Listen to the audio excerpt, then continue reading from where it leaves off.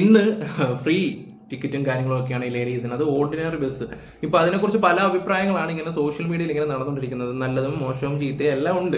Okay, അപ്പോൾ ഇന്നിപ്പോൾ BJP-കാർ സമരമായിട്ട് ഇറങ്ങിയിട്ടുണ്ട്. കഴിഞ്ഞ 15-ാം തീയതി ഇതുപോലെ തന്നെ ഈ BJP-കാർ സമരമായിട്ട് ഇറങ്ങിയിട്ടുണ്ടായിരുന്നു.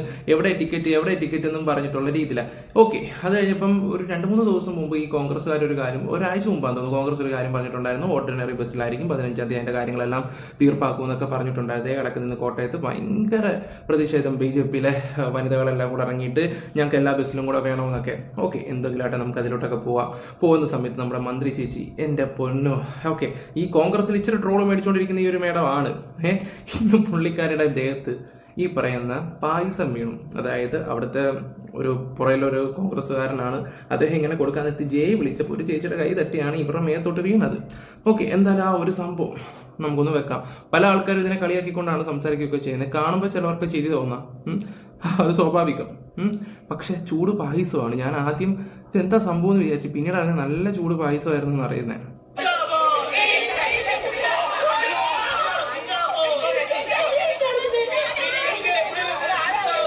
ആ പുറകെ ഇരിക്കുന്ന ചേട്ടന് സംഭവം കൊടുത്താണ്. അപ്പം ആ ചേച്ചിയുടെ കൈ തട്ടി തന്നിട്ട് ആ ചേച്ചി ചോദിക്കുന്നു, ആരാത് അയ്യോ.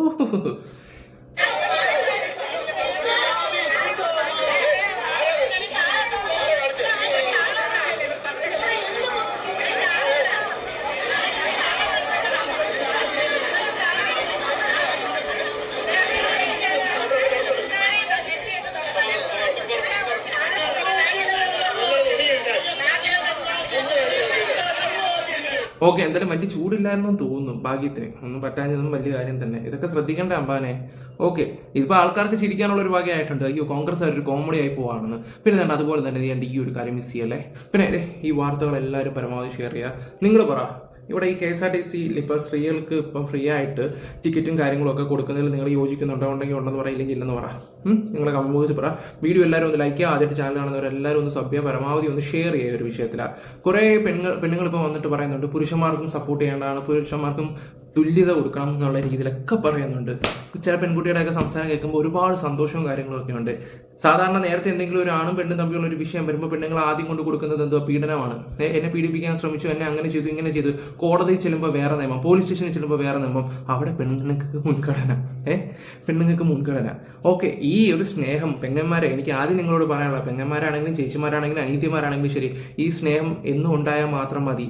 എല്ലാ കാര്യത്തിലും ഇതുപോലെ തന്നെ കൂടെ നിൽക്കണമെന്നേ ഉള്ളൂ. അല്ലാതെ അങ്ങോട്ടും ഇങ്ങോട്ടും കൊച്ചു വഴക്കുകളും കാര്യമൊക്കെ ഇടുമ്പോൾ ഡാനി എന്നെ പീഡിപ്പിച്ചു, ലവൻ എന്നെ പീഡിപ്പിച്ചു, ഈ കാണുന്നവരെന്നെ പീഡിപ്പിച്ചു എന്നൊന്നും പറഞ്ഞു കളയരുത്.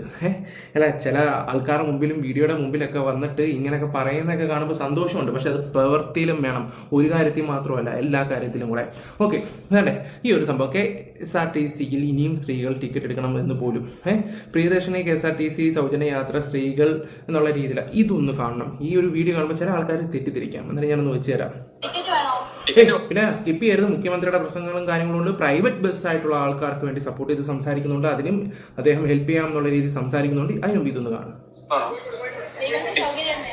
സൗജന്യമാണ്, പക്ഷെ നിങ്ങൾ ടിക്കറ്റ് വാങ്ങണം. എവിടെയൊക്കെ? കൊടുവള്ളി. ടിക്കറ്റ് വാങ്ങിയിട്ടില്ലെങ്കിൽ 500 രൂപ ഫൈൻ അടക്കേണ്ടി വരും. മനപ്പമയിലേക്ക് ടിക്കറ്റ് എടുത്ത് കഴിഞ്ഞാൽ അപ്പൊ നിങ്ങൾ ആയിരിക്കല്ലോ ഫ്രീ അല്ലേ, എന്നാ ഞാൻ കൊടുവള്ളി ഇറങ്ങാന്നല്ലേ. അത് പറ്റൂല. അവിടെ ഇറങ്ങണമെങ്കിൽ അവിടെ മാറി ടിക്കറ്റ് തന്നെ എടുക്കണം. സാധാ യാത്ര ചെയ്യുന്ന പോലെ തന്നെ ടിക്കറ്റ് എടുത്ത് യാത്ര ചെയ്യാം. അതെ, അപ്പം എല്ലാ സ്ത്രീകളോടും ഒരു കാര്യം എന്താണെന്ന് വെച്ചാൽ ടിക്കറ്റ് എടുക്കണം. എടുത്തു കഴിഞ്ഞിട്ട് ഓക്കെ, ഇവിടെ അടുത്ത ജംഗ്ഷനിലോട്ടാണ്, അവിടെ വരെയുള്ള ടിക്കറ്റ് എടുക്കുക. അവിടെ ആകുമ്പോൾ നിങ്ങൾക്ക് ഒരു മനം മാറ്റാം, എന്നാൽ അപ്പുറത്തെ ജംഗ്ഷനിൽ പോകാമെന്ന്. അപ്പോൾ വീണ്ടും ടിക്കറ്റ് എടുക്കണം. പറഞ്ഞ മനസ്സിലായ ടിക്കറ്റിൽ 0 ചാർജ് ആയിരിക്കും. നിങ്ങൾക്ക് എവിടെ വേണമെങ്കിലും പോകാം ഓർഡിനറി ബസ്സിൽ. ഇപ്പം പിന്നെ കൂടുതലും മറ്റേ ബസ്സാണെന്ന് പറഞ്ഞ് ഈ പറയുന്ന ഓർഡിനറി ബസ് കുറവാണെന്നും പറയുന്നു. കുറേ കാര്യങ്ങളൊക്കെ സംസാരിക്കുന്നുണ്ട്.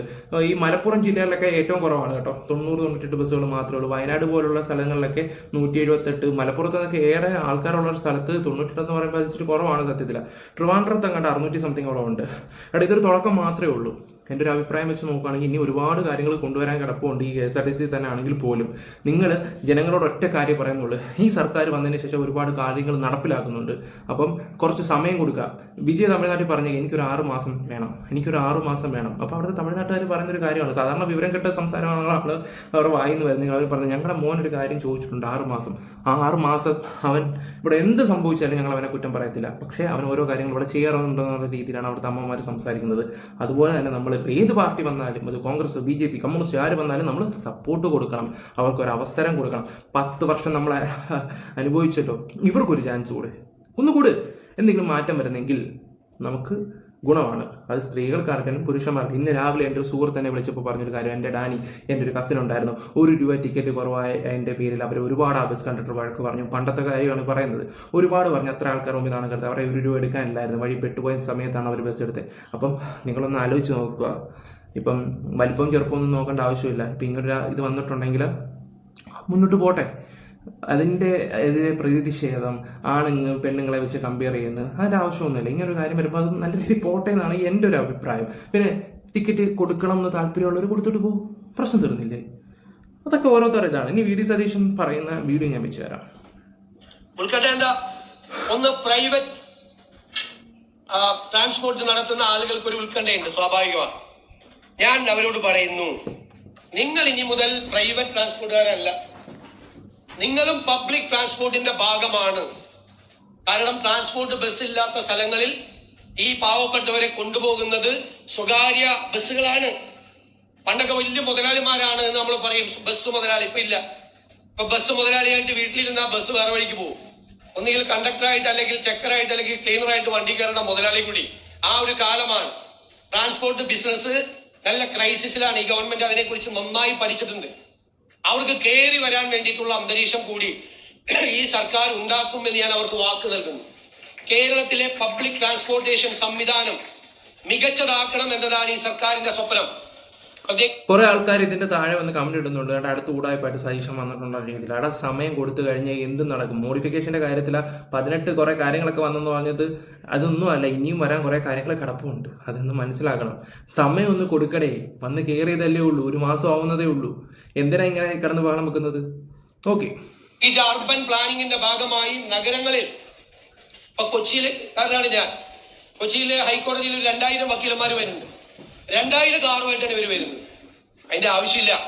പബ്ലിക് ട്രാൻസ്പോർട്ടേഷൻ മികച്ചതാണെങ്കിൽ വക്കീലിന് വീടിന്റെ പുറത്തേക്ക് ഇറങ്ങി നിന്നാൽ, ഡോക്ടർക്ക്, എഞ്ചിനീയർക്ക്, ജീവനക്കാർക്ക് വീടിന്റെ പുറത്തേക്ക് ഇറങ്ങി നിന്നാൽ ഏത് ഡെസ്റ്റിനേഷനിലും പോകുന്ന ഒരു പൊതു ഗതാഗത സംവിധാനം ഉണ്ടെങ്കിൽ അവർ ഈ വണ്ടി എടുക്കില്ല. അപ്പൊ അവർക്ക് ആ വണ്ടിയിൽ കയറി വരാം. അപ്പൊ നമ്മുടെ ഈ നഗരങ്ങളിലെ വാഹനങ്ങളുടെ സാന്ദ്രത കുറയ്ക്കാം. അതിനു വേണ്ടിയിട്ടുള്ള ഒരു അർബൻ പ്ലാനിങ്ങും പബ്ലിക് ട്രാൻസ്പോർട്ടേഷൻ സിസ്റ്റത്തെ കുറിച്ചും ഈ ഗവൺമെന്റ് ഗൗരവതരമായി ആലോചിക്കുന്നുണ്ട്.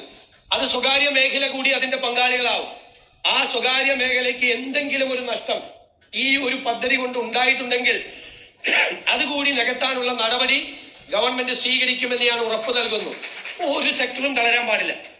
ഒരു സെക്ടറും തളരുന്ന സെക്ടറിനെ താങ്ങി നിർത്തുകയാണ് ഗവൺമെന്റിന്റെ ജോലി.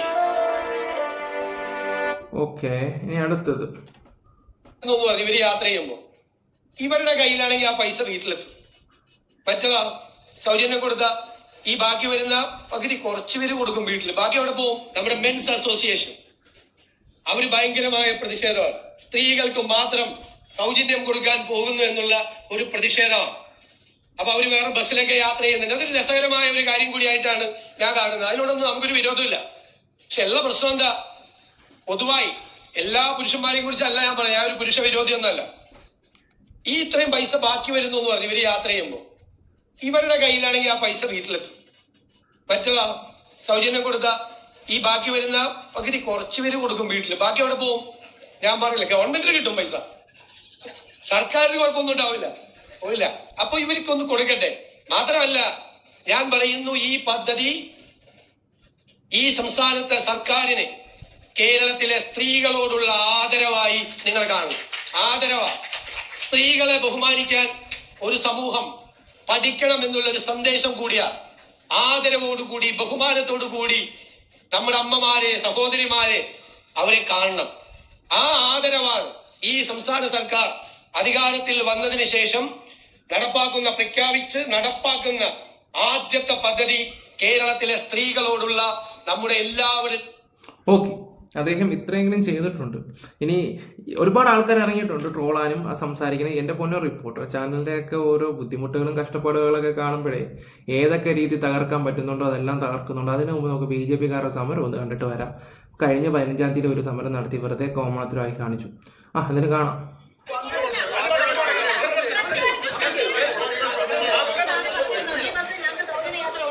ചേച്ചി ബസ്സിൽ കയറിയിട്ട് ചേച്ചി സമരത്തിന് വന്നതാണ്, ഫ്രീ ആയിട്ട് ടിക്കറ്റ് വേണമെന്നും പറഞ്ഞിട്ടാണ് ചേച്ചി കയറിയത്. എനിക്കാണെങ്കിൽ ചിരി പതെന്ന് വെച്ചാൽ ചേച്ചി പൈസ കൊടുക്കുകയും ചെയ്യുന്നുണ്ട്. പൈസ കൊടുത്തിട്ട് സമരം ചെയ്യാൻ വരുമ്പോൾ എന്തുവാ ചേച്ചി?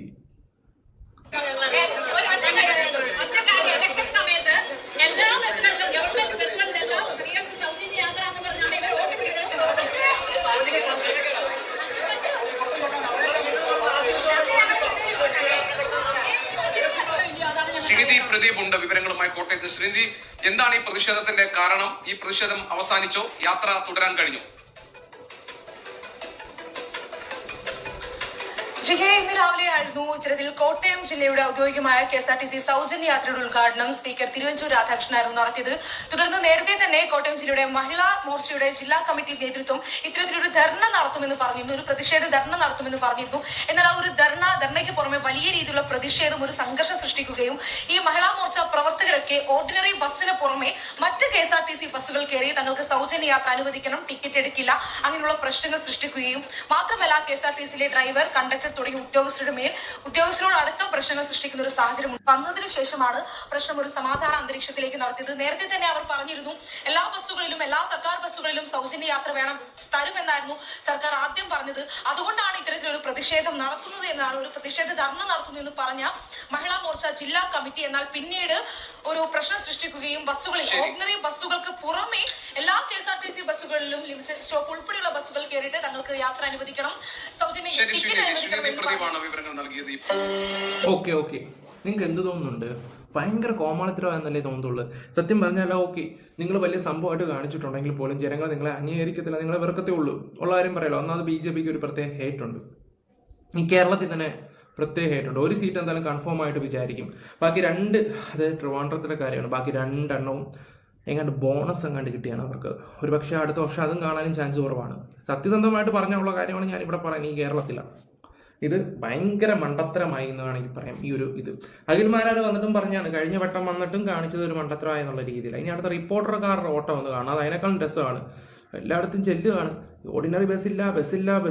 ഒരു കാര്യം ഞാൻ പറയാം, നമുക്കൊരു ആവശ്യമായിട്ടൊരു സ്ഥലത്ത് പോകണമെന്നുണ്ടെങ്കിൽ നമ്മൾ പോകണം. അത് പൈസ കൊടുത്താണെങ്കിൽ പൈസ കൊടുത്ത്, ഇല്ലെങ്കിൽ ഇല്ല, അത്രേ ഉള്ളൂ. ഫ്രീ ആയിട്ടൊരു ബസ് വരാൻ വേണ്ടി വെയിറ്റ് ചെയ്യുവാണെങ്കിൽ ചിലപ്പോൾ താമസിക്കും.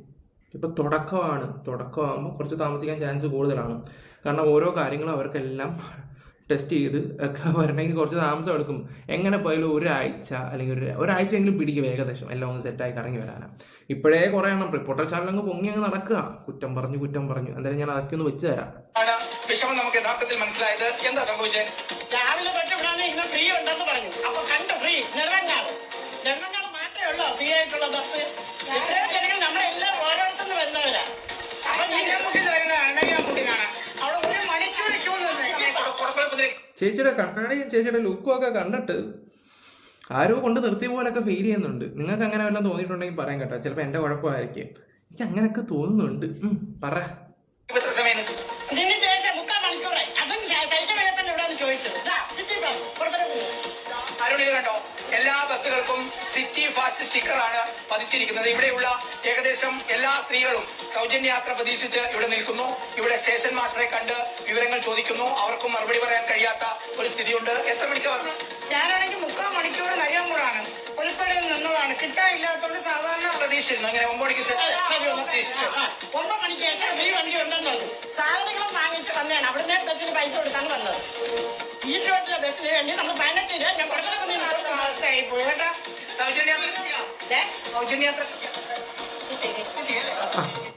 അത് കിട്ടി. ആ അമ്മയോട് ചോദിച്ചപ്പോ സംഭവം കിട്ടി കേട്ടാ. പക്ഷെ ഈ അമ്മ അവിടെ ആണല്ലോ ബസ് വന്ന് ഇറങ്ങിയത്. പിന്നെ ആ ബസ്സിൽ എന്ത് ഇവർക്ക് കയറിക്കൂടി? ഓരോരുത്തർക്ക് ഓരോ സ്ഥലമാണല്ലോ. ഞാൻ എന്തേ പറയുന്നത്? എന്തായാലും ആ അമ്മയ്ക്ക് കിട്ടിയിട്ടുണ്ട്. എന്തായാലും ചേച്ചിമാര് കൊള്ളാം, പണി നല്ല രീതി PR വർക്ക് നടത്തുന്നുണ്ട്, നല്ല അടിപൊളിയായിട്ട് നെഗറ്റീവ് അടിക്കാൻ വേണ്ടി.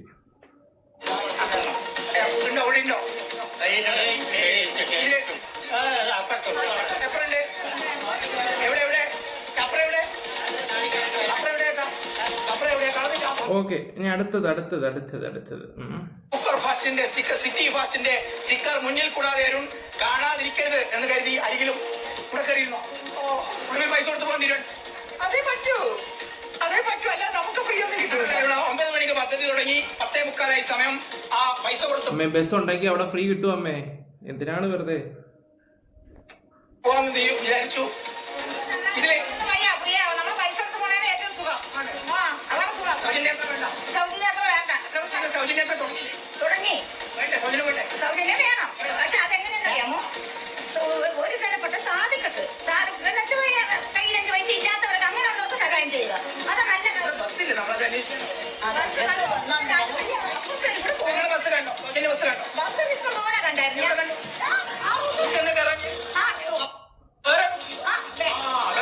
ആ എന്തായാലും ഒരുപാട് റിപ്പോർട്ടർക്കാർ പിന്നെ ഒരുപാട് അങ്ങ് മോശമാക്കാൻ ശ്രമിക്കുന്നുണ്ട്. എന്തെങ്കിലും ആട്ടെ, എന്തായാലും ഇത്രയൊക്കെ കാര്യങ്ങൾ കൊണ്ടെത്തിച്ചല്ലോ. ഇനി എല്ലാം വരുന്നിടത്ത് വെച്ച് നമുക്ക് കാണാം. ഗൈസ്, നിങ്ങളുടെ അഭിപ്രായം കറക്റ്റായിട്ട് കമന്റ് ബോക്സിൽ രേഖപ്പെടുത്തുക. കുറേയൊക്കെ നെഗറ്റീവ് ആക്കാൻ നോക്കുന്നുണ്ട് ഈ ഒരു പാർട്ടിയെ. നമ്മൾ ഒരു കാര്യം പറയാം, 10 വർഷം നരകം അനുഭവിച്ചു, ഇനി ഒന്ന് മാറ്റി പിടിക്കാൻ ശ്രമിക്കാം. വീഡിയോസ് ഇഷ്ടപ്പെട്ട ലൈക്ക് ഷെയർ സബ്ബൊക്കെ ചെയ്യുക. Bye guys, love you all guys.